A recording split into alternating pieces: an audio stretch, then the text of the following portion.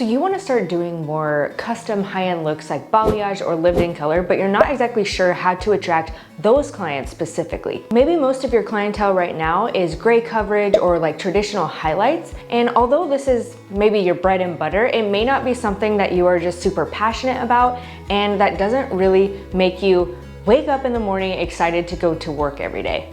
In this video, I'll share with you how you can transition your marketing efforts so that you can start attracting more of these high-end balayage lived-in clients. And here's the key. You want to do this without looking needy or desperate. This is really important. So years ago, I was in a place where I really had no problem staying busy, but I really wanted to be attracting more of these balayage, lived-in clients, blended blondes, more of these high-end services, and really services that I would see or looks that I would see on Pinterest and Instagram in those inspiration photos that clients were actually bringing me. I didn't want to just try to get close to those inspiration photos. I wanted to actually be able to create inspiration.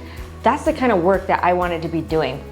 So if that's where you are right now, comment me so I know in the comments below. So if I were you, here's exactly how I would break into this type of work so that you can start actually attracting these specific type of clients who actually want what you're trying to do more of. Now first, let's get this out of the way because this is super important. Let's talk about the things that stylists do in their marketing efforts that I feel make them look extremely needy. And this is so important because if you look needy and desperate, it really comes off as lack of self-confidence. Now, many of us have a lack of self-confidence, but that's not something that we want to promote, right? So let's go over some of the things that might make us feel a little needy and then how to actually avoid those things when we're trying to attract those high-end clients. So number one is asking friends and family for support. So it's really great when friends and family support you because although friends and family might support you, it's like they're doing it out of obligation and not coming to you necessarily for the work that you're doing. Now,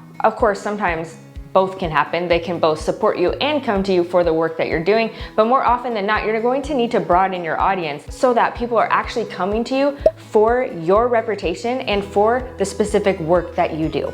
So I'm gonna get into how exactly you do that in just a minute as well. The second thing that stylists do that appears really needy and desperate, and I hate to shame anybody for doing this, I'm really just trying to help you, but the second thing that people do is post on social media, I have lots of openings or I have many openings next week. This may be true, you may have many openings that you are trying to fill, so naturally you would go to social media to see if anybody wants to fill them. But let me just give you an example of why this is something that might appear needy and desperate to potential clients that you're trying to reach. Have you ever gone out to dinner and you go to a restaurant and it's just full with a line out the door, and then you see another restaurant like a few spaces down and they hardly have any people in there? Well, if you're desperate enough, you'll probably go to the restaurant that doesn't have a lot of people in there. But if you see a line out the door and it's like wrapping around the parking lot, you're going to be curious about that restaurant. You're automatically going to assume that there's something important about this restaurant. You're going to have a fear of missing out. You're going to feel that intrinsically there must be something of value here.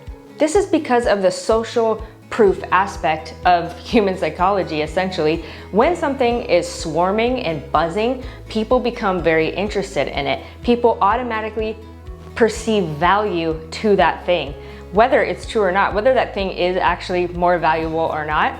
It's just the way our minds work. If a bunch of people are flocking to something, we're going to want to flock to it. And the same is true for the opposite. If nobody's coming in, if there's so many openings, well, you just wonder why. And it may not be true that there's anything wrong with the place that's not busy, but automatically that's just how our brains work. We are just a little bit more skeptical of things that aren't swarming and buzzing. So this is a little secret into how you're going to actually do the opposite of this. Create lots of buzz around your business and what you're doing and the work you're doing, and how to attract the right audience who actually wants the work that you're doing. Now, if you actually implement the things that I'm about to share in the next few minutes, you're going to get clients who have so much more confidence in you. And this is the key to getting clients who actually are willing to pay more, who don't no-show their appointments, and who don't cancel on you last minute. You're going to get people who you don't even have to tell to spread the word about you. They just do it naturally because you've done something for them that is just so exciting, they can't help but tell. And when marketing happens more organically like this and more word of mouth, Word of mouth is the best form of marketing, and your work and what you're doing is going to spread like wildfire, and it's going to be in a way that makes you appear like you are good at what you do. You aren't desperate for clients. This is so important. Here's a very simple solution that most people and most stylists in your area will never do. But if you do this, you are going to stand out in your area. It is going to completely change your career, and it's going to make it so that you're not just one of many stylists in your area, you are one that is highly sought after in your area. Now, half of you watching this video are going to tell me, just get to the point, just tell me the tips right now. But most of you have done this already. You've seen thousands of tips, and I'm gonna be honest with you, most of the marketing tips that you see on YouTube work. The problem is you don't understand the philosophies behind them, and you don't know why you're doing the things that you're doing. So please bear with me. I'm just going to share with you some philosophies so that you can understand and really own what you're doing. Because what happens every single time you start marketing is you try it for a few days, maybe you get some clients, maybe you don't, and it starts to fizzle out, and then your marketing efforts just kind of go to nothing. You start getting less busy, you come back to YouTube and start looking for more marketing tips again. Maybe there's a new strategy, maybe there's something different I need to be doing. Let me share with you this philosophy that's going to help you so much. If you are trying to attract more high-end balayage clients, typical tactics are not going to do it for you. Handing out business cards, posting on social media, doing things like that. That's what everybody's doing. A tactic is not going to do it for you. You need to think of this as a separate side business to what you're already doing.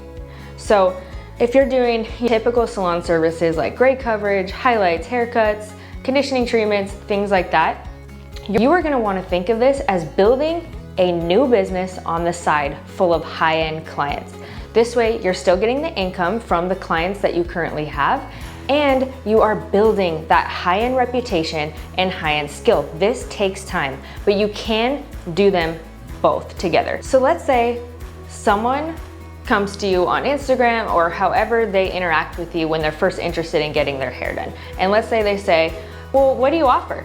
And you say, oh, well, I do everything. This may seem like a big selling point in your eyes, like the ability to do everything. I can do reds, I can do balayage, I can do grays, I can do whatever you want. This may seem like a big selling point, but to someone who is looking specifically for balayage, they have all these kinds of details in their head that they are looking for. And when you say, I do everything, it doesn't convey to them that you've actually spent a lot of time on the specific thing that they are trying to get done.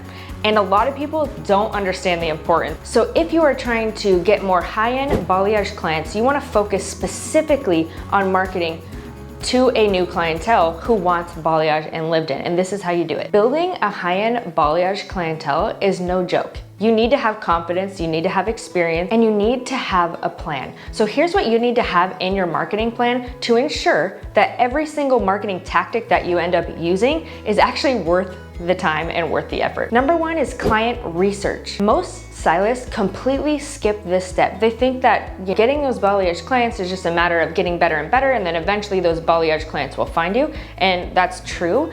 But you can do it a lot quicker if you simply do your client research. Because when you actually know your clients and understand the specific clients you're trying to target, you're able to then tailor your marketing messages to them specifically, and this is the key to inspiring the need to want to book with you. So here are a few ideas of how you can do this client research effectively. Remember, the key is you want to get inside the mind of your ideal clients. You want to know them better than they know themselves. Here's how you do this. You go to Pinterest, you go to Instagram, you go to wherever your clients are finding their inspiration photos, you recreate those inspiration photos and put it in front of them. Now, when you're looking at these inspiration photos, you want to notice the details. Notice exactly what's happening in the face frame. Notice the style of the inspiration photo. Notice the comments. Like if you're on Pinterest or you're on Instagram and you're TikTok or whatever, you're looking at inspiration photos, look at the comments.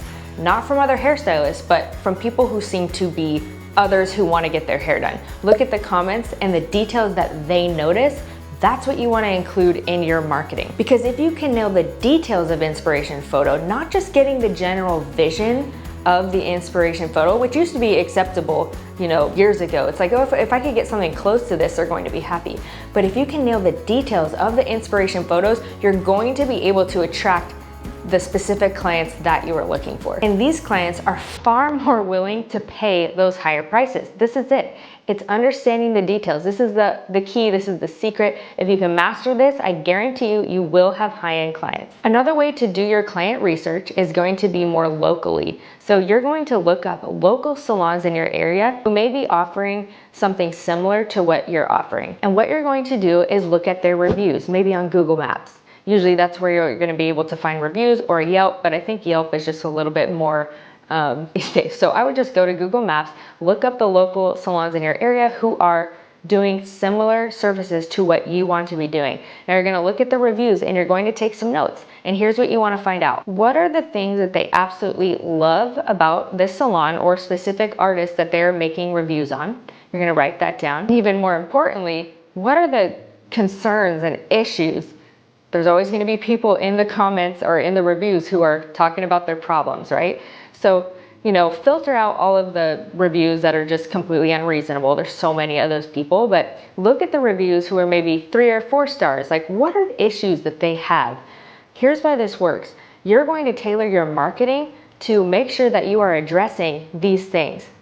So let me give you an example. You come across a review of another salon or artist that says, I loved my hair when I left, but I felt like after a few washes, it felt really brassy. Now imagine if that client who had that experience then comes across your Instagram or, just you as a person, or just talks to you. And let's say you do a post or something that says why your balayage went brassy, and you have an entire post explaining why this happens to a lot of people and what they can do to prevent it. Now, this client is paying attention. They've had an experience in the past. They're looking to improve that experience. They understand why they would pay more for it now. Is that starting to make sense? Please let me know. Say yes in the comment. So when you can speak to the exact issues and desires of your client, you are going to be able to charge the higher prices because it is actually worth it to them. Why?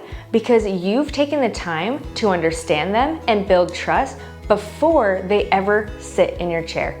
This is the key to charging higher prices. Okay, so you've done your client research. So the next step is to tailor your marketing messaging, as I was talking about before, to your specific client. So let me give you some exact examples on how to do that. So I know a lot of you have sworn off social media altogether and have decided word of mouth is the best form of marketing. And I don't want to bother with social media. So if that's you, I actually have another video you should check out. It's right up here, but it's going to give you a really balanced social media strategy that includes word of mouth so that you aren't just a slave to social media and feeling like nothing is working. So if you want to check out that video, go ahead and click that button up there. So yes, I completely 100% agree with you. Word of mouth is the best form of marketing. Going viral on Instagram is not going to build you a clientele. So we are in complete agreement there. However, if you rely solely on word of mouth, you're missing something really important, and that's this. We talked about before that you want to really understand your ideal clients. Well, you also need, this is non-negotiable, you need to know where those ideal clients are hanging out. This is how you amplify the results of your marketing efforts. 9 out of 10 times, clients, maybe they first hear about you through word of mouth, but then what do they do next? They go to social media to learn more, to get more info, to see how to book.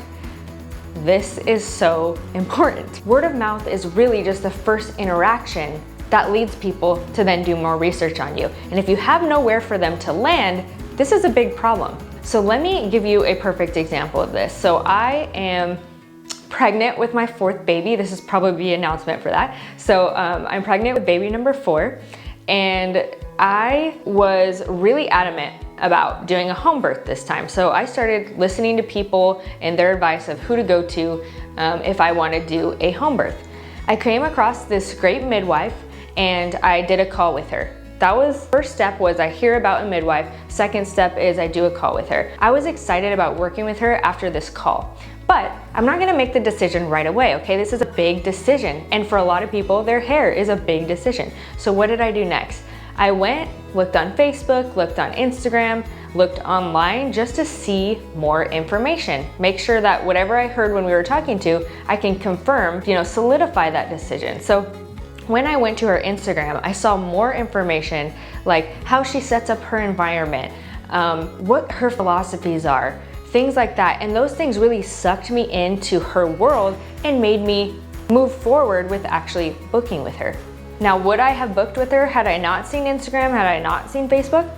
Probably, yeah, but it would have taken me longer. It would have made me really have to think about my decision a lot more, maybe talk to more people. It just would have taken longer. And when I went to her profiles, it just pushed me over the edge that much quicker. So that is the power of what social media can do for you. So before you swear off social media completely, again, I have a video that'll be great for you if you feel like you're kind of in that spot. It's right up here. But if you swear off social media completely, the number one thing I want you to consider when you do any type of marketing is, where are those specific clients talking and hanging out? And a lot of times they're on social media. So I do think you would be missing out if you didn't do it at all. Because the primary goal of your marketing is to get in front of the correct clients. So let me give you right now some posts that you can do, let's say on Instagram, to kind of push clients over the edge and kind of build up that desire to want to book with you a lot more quickly. So it's so important that you don't just do one post per client. This can be so exhausting and you're just constantly having to wait to the next perfect hair that you did in order to post content. So what I would suggest is, out of one transformation that you do about 8 different posts. Get a lot of content out of that one post, or that one client rather. So let's say you do a really big transformation. Well, maybe day 1 you post a before and after. Well, then day 2, just post an after reel that's maybe 3 seconds long and with a little catchy caption beneath it. And then maybe day 3, do a carousel of the entire process, showing you pulling foils out, you drying the hair, you styling the hair, and the next day maybe you do a reel of the entire process, and then you answer specific questions clients might have when they see this reel, like who is this type of hair best for? Detail that out in the caption below the reel. Then the next day maybe you post a reel of just the client's reaction. You can take so many instances and so many events that happen during a transformation and turn them into really valuable posts that last you for a week or 2. Now let's talk about some ways that you can market yourself aside from social media. One of my favorite things to do is collaborate with other local businesses that probably have the same target clientele that you're looking for. So here's a great example of this. Let's say someone is about to get married. So they are going to bridal boutiques, looking for a dress, going to an engagement ring store, or maybe they're already engaged or whatever, but they might still have to go to that engagement ring store continually to get things sized, things like that. So this is a time where a lot of people want to get balayage, and especially for the first time. A lot of people get balayage or, transformations for the first time when they're about to get married, because it's a big event and they want to try something new and natural with their hair, and usually they stick with it after the wedding as well. So bridal shops, engagement ring stores, those places are going to have the exact same clientele that you're trying to attract. So here's what I would do. Typically, these places have their own social media, so I would go look up the local places in your area, look at their social media. They likely have done photo shoots with professional photographers in order to get the images on their social media. So what I would do is actually reach out to those people, maybe via Instagram or go into the store itself, whatever you're most comfortable with. It doesn't really matter these days, text or in person, but reach out to them. Tell them you're willing to maybe do a free face frame for the model that they're going to be using for their wedding gowns, and also style their hair on the day that they do the photo shoot. So you are offering, I love this type of marketing because you're actually offering something of value rather than just being like, hey, I do services, hey, if you need something, let me know. It's just more of like a tactic, where this is like, I'm offering help and value to you, and you're building a relationship with local businesses, one, and also you're getting your work in front of your ideal clients. Remember, I said before, the most important rule of marketing is get yourself in front of your ideal clients. So you're able to do that by doing this method. And then also, it's very likely that the people you work with throughout this day, you're gonna build relationships with them themselves And the photographer might ask you to do their hair. The model might ask you to do their hair. You're gonna be involved in networking with people who could potentially become your clients. And this is so key because now you're actually building trust with people before they ever sit in your chair. And this is the key, like I said before, to be able to charge more for your services. When somebody trusts you, they are willing to pay more, they are willing to follow your no-show rules, and they are willing to show up. They're excited to show up. Now, something to note about this type of marketing is you're not going to see results in 3 days, okay? This type of marketing takes time, it takes building relationships, but what it really does for you is builds your reputation, builds trust in your community, and builds your brand. This is so much more important than just getting clients in the door. Getting clients in the door did not really do any of those things. Like say you have a huge discount that you're doing just to get people in. That didn't really do anything to build trust. So those people are not necessarily going to show up, first of all. They don't even call to cancel their appointment. They aren't excited about coming in. It's just something they needed to do, and maybe they found somebody else to do it. But building trust, networking in your community in this way is going to get you that trust in that community and get people to build desire to actually want to book with you. So let me know in the comments if you're gonna try this really soon. So if I were to pinpoint the exact strategy that just skyrocketed my career and allowed me to actually start booking only my dream clients, it is what I call my model method. It is by far the most important aspect of my own marketing plan that allowed me to go from 0 to fully booked in 12 weeks in a brand new state where I didn't have anybody. I didn't work at a salon first. I just went to a brand new state, started a studio salon. Within 12 weeks, I was completely booked out with my dream clients. So that is the model method. So if you're interested in learning about that, watch the video on your screen right here, and I will explain exactly how you can use this to build your clientele.